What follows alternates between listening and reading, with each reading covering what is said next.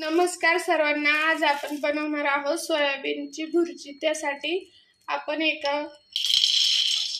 कढईमध्ये सोयाबीन घेऊया।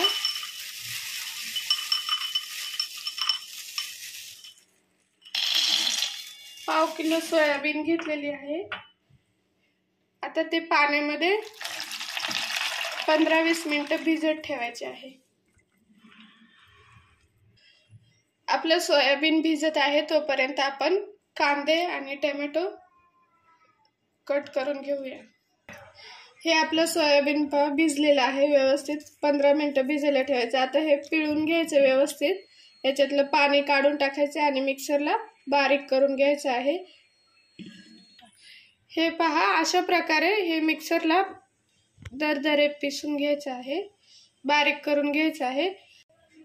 चला तर आता आपण रेसिपीला सुरुवात। हे पहा, मी इथे कढई तापायला ठेवलेली, कढई तापलेली आहे। तर आता आपण तेल घालून घ्यायचं आहे। तुमच्या आवडीनुसार तेल टाका।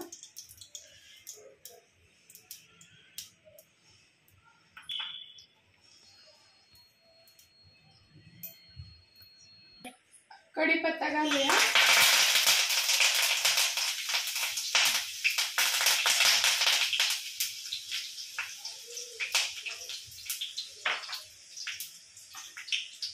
जिरे मोहरी टाकायचे आहे 1 चमच। इथे मी 6 कांदे कट करून घेतलेले बारीक, ते घालायचे आहे।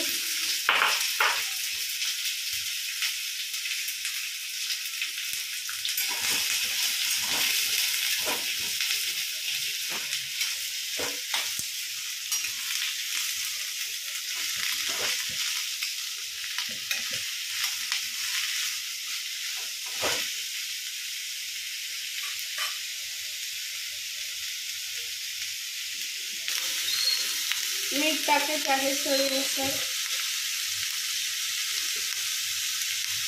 चिकन मसाला 1 चम्मच टाकायचा आहे। हळद 1 चम्मच। आणि इथे मी 7-8 मिरच्या वाटून घेतलेल्या आहेत मिक्सरला। आता हे व्यवस्थित मिक्स करून घ्यायचं आहे आणि कांदा व्यवस्थित भाजून घ्यायचा आहे।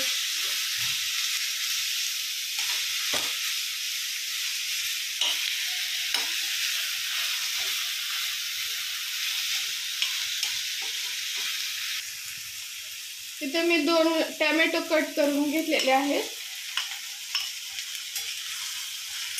स्वच्छ धुवून घेतलेले आहेत टोमॅटो।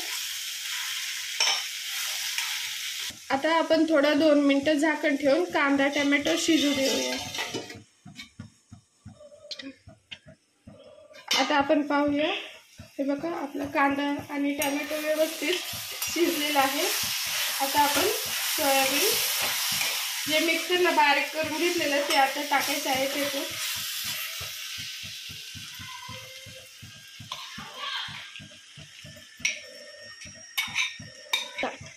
आणि आता व्यवस्थित मिक्स करून घ्यायचं आहे।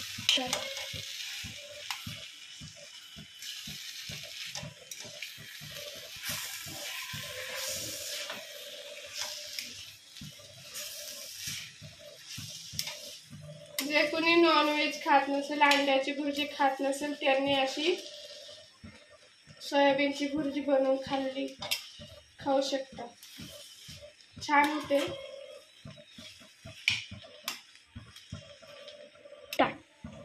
आता आपण कोथिंबीर घालून घेऊया आणि व्यवस्थित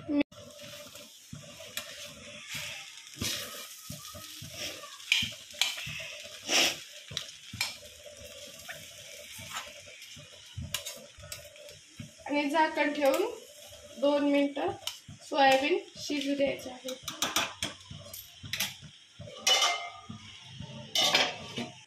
आता आपण पाहूया आपली भुर्जी झाली की नाही।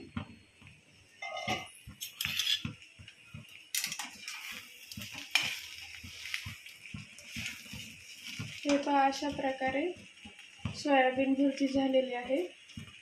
आपण ही भाकरी सोबत चपाती सोबत खाऊ शकतो। आता आपण एका प्लेटमध्ये काढून घेऊया। हे पहा, ही आहे आपली सोयाबीन भुर्जी।